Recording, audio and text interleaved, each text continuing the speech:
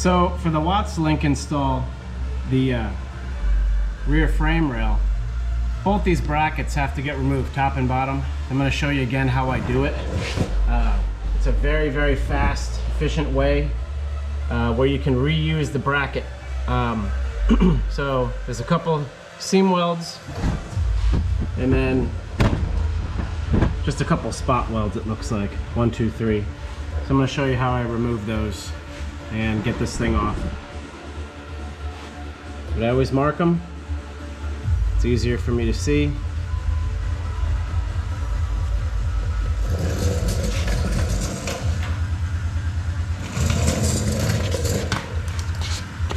Make a nice little divot. It gives the hole punch tool something to set into.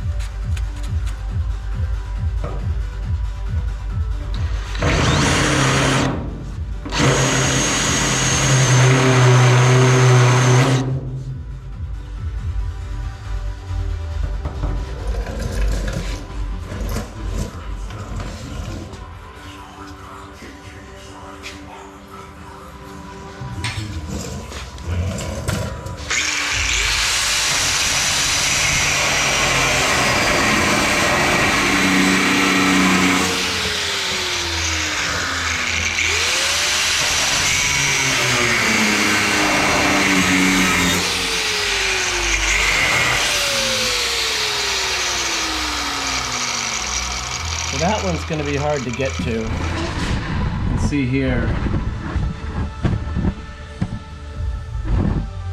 Very easy, not very easy.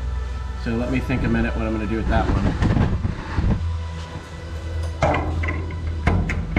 So I don't want to go into the floor there. In this case, probably a Dremel is going to make this easy. So let me grab my Dremel. So, got my Dremel, and I'm going to show you how I'm going to use it to get in there. Don't have to cut the whole thing through, just enough. There we go.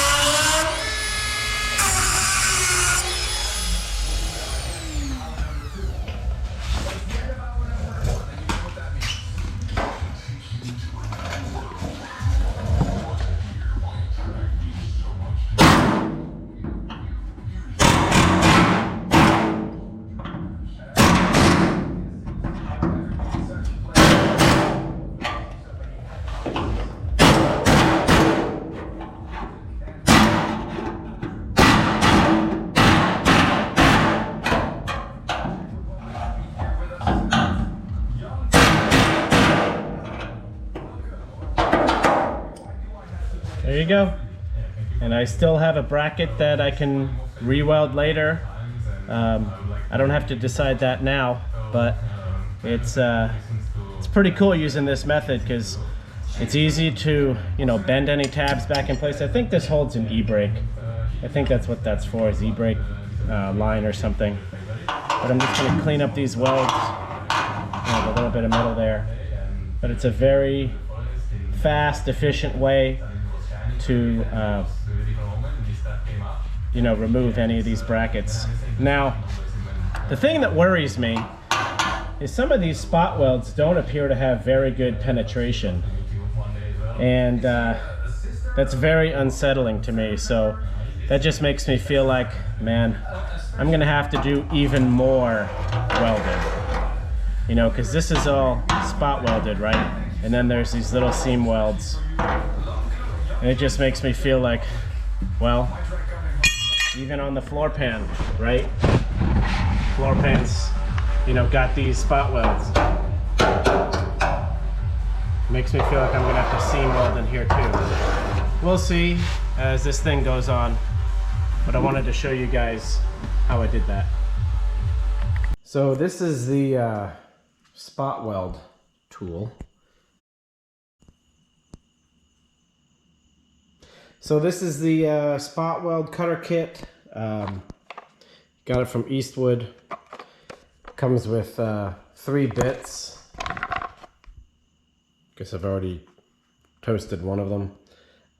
Works incredibly well, as you've seen in the videos, to be able to drill through and not go, deep into the metal. I actually, I was a little too aggressive there, went through.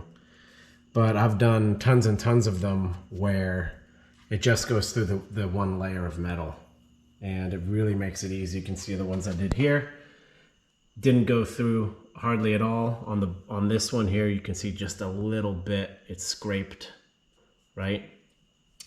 But the advantage of doing that is if you use a regular drill bit and drill the spot weld out, you might drill all the way through, and then it's a pain to weld it up and all that.